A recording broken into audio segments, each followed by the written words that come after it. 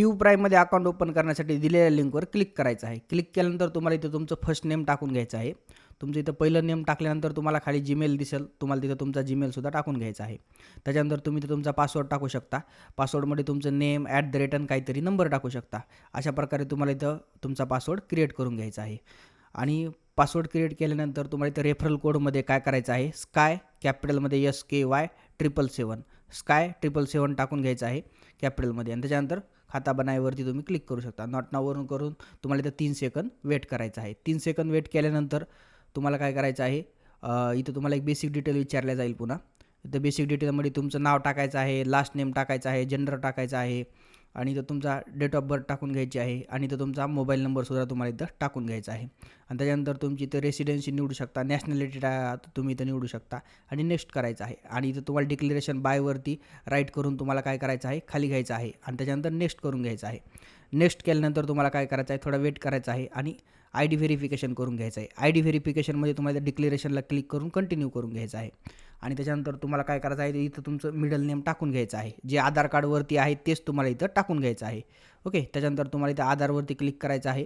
Continue केल्यानंतर तुम्हाला काय करायचं आहे, इथं आधार कार्डचा फ्रंटचा बॅकचा फोटो अपलोड करून घ्यायचा आहे आणि व्हेरिफिकेशन झालेलं आहे. त्याच्यानंतर तुम्हाला तुमचा जीमेल ओपन करायचा आहे. जीमेलवरती तुम्हाला ID पासवर्ड आलेला आहे. मग MetaFi ॲप ओपन करायचं आहे. त्याच्यानंतर तुम्हाला इथं फाइंड ब्रोकरमध्ये जायचं आहे. ट्रेडवरती क्लिक करून फाइंड ब्रोकरमध्ये तुम्हाला जे सर्व्हर दिलेलं आहे ते इथं पेस्ट करायचं आहे. प्लसवर जाऊन तुम्ही इथं फाइंड ब्रोकरमध्ये टाकू शकता. त्याच्यानंतर तुम्हाला इथं PU प्राईम लाईव्ह हे आलेलं आहे, इथं तुम्हाला सर्व्हर टाकून घ्यायचं आहे. त्याच्यानंतर तुम्हाला काय करायचं आहे, लॉगिन ID कॉपी करून घ्यायची आहे. लॉगिन ID कॉपी करून घेतल्यानंतर तुम्हाला परत काय करायचं आहे, MetaFi ॲपमध्ये जायचं आहे आणि तिथं लॉगिन ID सुद्धा टाकून घ्यायची आहे. आणि इथं सर्व्हर बरोबर बघायचं आहे. तुम्हाला जे नंबर चालू आहे तेच टाकायचं आहे. इथं काय आलं, PU प्राईम लाईव्ह आलं तर लाईव्हच आपण ठेवलेलं आहे. ID टाकल्यानंतर तुम्हाला इथं पासवर्डसुद्धा कॉपी करून घ्यायचा आहे आणि इथं लगेच तुम्हाला पासवर्डसुद्धा टाकून घ्यायचा आहे. आणि त्याच्यानंतर तुम्हाला इथं साईन अप करायचं आहे आणि इथं तुमचं अकाउंट कनेक्ट झालेलं आहे आणि नावसुद्धा येऊन जातं. आणि त्याच्यानंतर PU प्राईमचं अकाउंट ओपन करून घ्यायचं आहे क्रोमवरती केलं तर एकदम बेस्ट राहील. लॉग इन केल्यानंतर तुम्हाला इथं तुमचं डिपॉझिट करताना अमाऊंट टाकायचं आहे. डिपॉझिटवर क्लिक करून त्याच्यानंतर तुम्ही इथं करू शकता प्रायमरी किंवा मग सेकंडरी UPIनं कोणत्या पण UPIच्या ऑप्शननं करू शकता. UPIवरती प्रायमरीवर क्लिक केलं की तुम्हाला इथं पे नाववरती क्लिक करायचं आहे. आणि क्लिक केल्यानंतर तुम्ही इथं थोडा वेट करू शकता.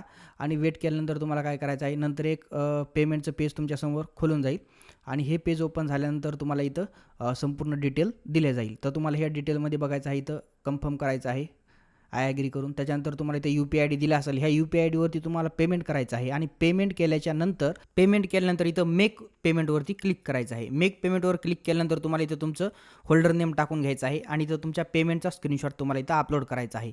आणि इथं तुम्हाला ट्रान्सफरवरती क्लिक करायचं आहे आणि थोडा वेट करायचा आहे. 10 ते 15 मिनिटांमध्ये तुमचं इथं पेमेंट ॲड होऊन जातं.